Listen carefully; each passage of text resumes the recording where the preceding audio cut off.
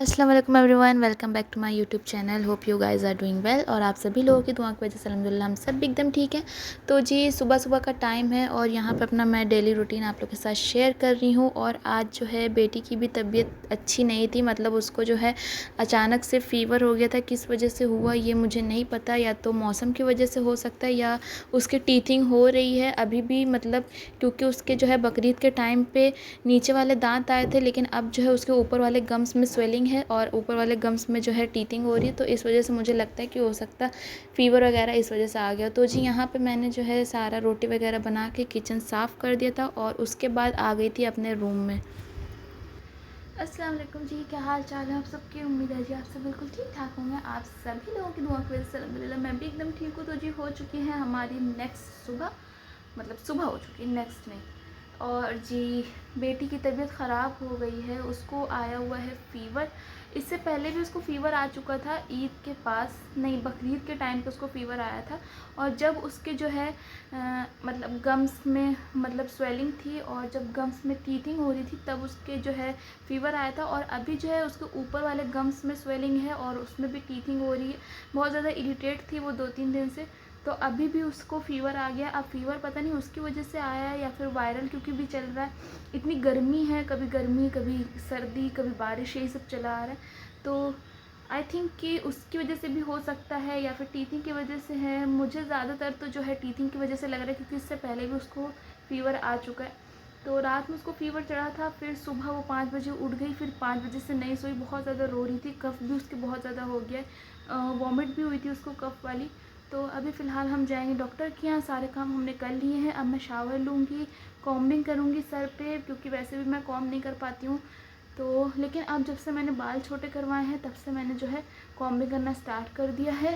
तो जी बस ये जो है नीम की लकड़ी का कंघा है। तो ये मैंने शादी से पहले मंगवाया था, लेकिन शादी के बाद जो है मैंने सब छोड़ दिया करना, ना स्किन केयर ना हेयर केयर। तो खैर अब फिर से मैंने स्टार्ट किया है अपनी हेयर केयर करना और धीरे धीरे इंशाल्लाह जैसे जैसे रूटीन सेट होगा वैसे वैसे मैं अपना स्किन केयर भी करना स्टार्ट कर दूँगी। तो ये है नीम का कॉम्ब। और मैंने एक चीज़ और मंगवाई थी ऑनलाइन, वो भी मैं आप लोग को दिखाती हूँ।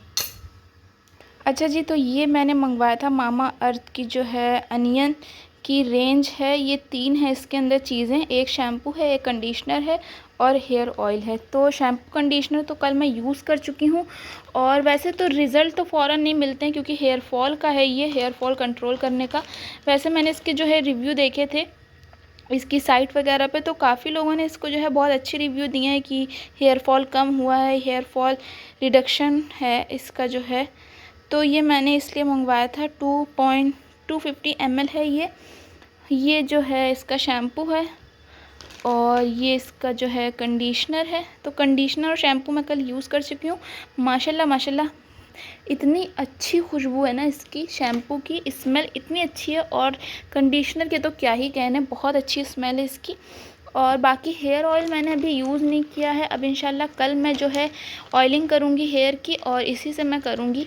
तो देखते हैं, अब इसको 1 मंथ यूज़ करेंगे और 1 मंथ के बाद मैं अपना जो है रिव्यू दूंगी कि कैसा रहा हेयर फॉल। क्योंकि मेरे हेयर फॉल ना प्रेगनेंसी के बाद से बहुत हो रहा है, इतना कि जो है मेरे आधे से ज़्यादा बाल जो हैं मुझे अलविदा कह चुके हैं। तो खैर जी कोई बात नहीं, ये सब तो चलते ही रहता है लाइफ में। अब वैसे भी बाल उगा के करना क्या है। तो जी ये देखें आप लोग, ये मुझे जो है पड़ा ऑनलाइन 560 का, 560 की ये तीनों चीज़ मुझे मिली है, हेयर ऑयल कंडीशनर और शैम्पू। तो बस ये मुझे आप लोग के साथ शेयर करना था और मैं जब रिव्यू दूंगी तभी आप लोग अगर मंगवाना चाहो तो मंगवा सकते हो। बाकी अगर ऐसे भी दिली ख्वाहिश है मंगवाने की तो मंगवा सकते हो, कोई हर्ज नहीं है इसके अंदर। तो अच्छा इसको रख लेते हैं और जल्दी से शावर लेते हैं क्योंकि बेटी के चढ़ा है बुखार, उसको लेके जाना है डॉक्टर के पास। तो फिर जी यहाँ पे जो है सारे रूम की सफाई वगैरह करने के बाद मैंने जल्दी से शावर भी लिया और उसके बाद जितने कपड़े थे अपनी और बेटी के वो भी धो दिए, क्योंकि जो है पड़े रहते हैं तो फिर बहुत ज़्यादा इकट्ठा हो जाता है और लाइट वगैरह इतनी नहीं आती है गर्मी की वजह से। तो यहाँ पे धो दिया था, साथ साथ जो है हस्बैंड भी अपने कपड़े जो है नीचे से लेके आए थे। स्पिन करे थे उन्होंने, तो वो भी मैं फैला रही थी यहाँ पे। और जी मौसम जो है कुछ ठीक नहीं है, कभी बादल हो रहे हैं, कभी जो है गर्मी हो रही है, समझ नहीं आ रहा है कि कैसा मौसम चल रहा है। खैर जी बेटी को नीचे सुला आई थी और बुखार उसके काफ़ी तेज़ था, तो इस वजह से हम लोग को डॉक्टर के यहाँ भी जाना पड़ा। पहले तो मैंने सोचा था कि जो उसकी जो दवाइयाँ रखी हैं पुरानी उसी से काम चल जाएगा, बट जो है उसका बुखार फीवर उतर नहीं रहा था, साथ साथ उसके कफ़ भी था बहुत ज़्यादा और वॉमिट भी हो गई थी उसको कफ़ वाली, तो इस वजह से हमें डॉक्टर के यहाँ जाना पड़ा। तो डॉक्टर पहले हम लोग जाते थे कानपुर, लेकिन अब जो है डॉक्टर शुक्लागंज में ही, मतलब पास में ही जो है अच्छे मिल गए हैं और उनकी दवाई भी काफ़ी ज़्यादा अच्छी रहती है और डॉक्टर भी अच्छे हैं, तो इस वजह से हम लोग वहीं चले जाते हैं दिखाने, क्योंकि ज़्यादा दूर जाओ तो टाइम भी ज़्यादा लगता है और बहुत सारे काम जो हैं छोड़ने भी पड़ते हैं बीच में। तो जी यहाँ पे हम लोग आ गए थे डॉक्टर के यहाँ। तो बेटी का मुंह आप लोग देख सकते हैं, इसको काफ़ी ज़्यादा जो है नज़ला भी हो गया था, बुखार भी था और ये चिड़चिड़ा भी बहुत रही थी। 2-3 दिन से ये कुछ नहीं खा रही है जब से इसके फ़ीवर हुआ है।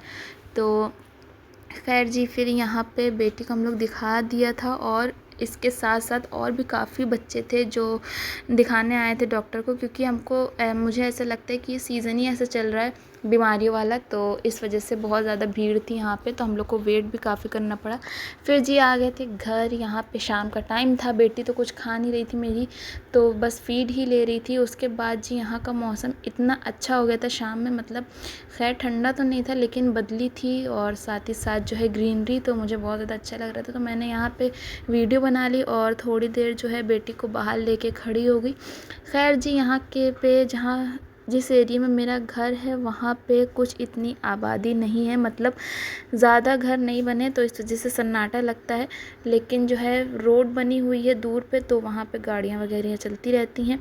और फिर जी धूप ज़्यादा थी तो मैं बेटी को लेके चली गई थी अंदर। यहाँ पे हो गया था शाम का टाइम, मैं खाना बना रही थी और बेटी यहाँ पे सो गई थी, क्योंकि बुखार की वजह से जो है वो सो भी नहीं पाई थी सही से, तो वो सो गई थी आराम से। उसको सुला के फिर मैं आ गई किचन में खाना वगैरह चढ़ाया।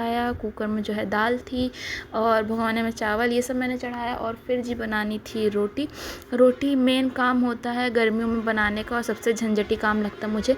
खैर जी आटा गूंधा हुआ रखा था, फिर जल्दी से फटाफट से रोटी बनाई। और यहाँ पे मेरी बेटी की माशाल्लाह से अल्हम्दुलिल्लाह से तबीयत कुछ बेहतर हुई थी, दवा अच्छी दी थी डॉक्टर ने, तो दवा कर गई थी फ़ायदा। और यहाँ पे वो बस थोड़ा बहुत खेल रही थी। हाँ अभी सुस्ती थी, उसके कमज़ोरी थी, क्योंकि बुखार में जो है बड़ों की हालत ख़राब हो जाती है, तो ये तो तब भी बच्चा है, तो बस वो जो है ज़्यादा बोल नहीं रही थी, ना ज़्यादा हंस रही थी, बस बैठी हुई थी चुपचाप सुन रही थी। अच्छा जी फिर यहाँ पे बेटी को जो है मैंने थोड़ा बहुत उसका खाना बनाया था। मैं रोज़ बना रही हूँ उसका खाना 3 दिन से, लेकिन वो कुछ खा नहीं रही है और खाना भी उसका जो है ऐसे ही बर्बाद चला जाता है। तो जी फ़िलहाल उसको जो है मैंने फ़ीड ही करवा के फिर मैं आ गई ऊपर। और ये सब दवाइयाँ जो हैं डॉक्टर ने दी थी, पूरी 4 सिरप हैं जो बेबी को दिन में पिलाने हैं। तो ये एक सिरप है, ये 1.2 ml जो है 1.4 ml बेबी को देना है दिन में 2 बार। और फिर जी एक सिरप आता है दूसरा, इसको भी ऐसे करके मतलब लिखा हुआ उसके अंदर सारी चीज़ें। तो जी फिर ये सारी दवाइयाँ मैंने अपनी बेबी को टाइम टू टाइम देनी है, लेकिन मैं भूल जाती हूँ कौन सी दे चुकी हूँ कौन सी नहीं दी है, तो इसलिए मैं जो दे देती हूँ वो मैं अलग रखती हूँ और जो मैं नहीं देती हूँ वो मैं अलग रखती हूँ, इससे याद रहता है। अच्छा जी तो ये आज का व्लॉग यहीं पे एंड करती हूँ।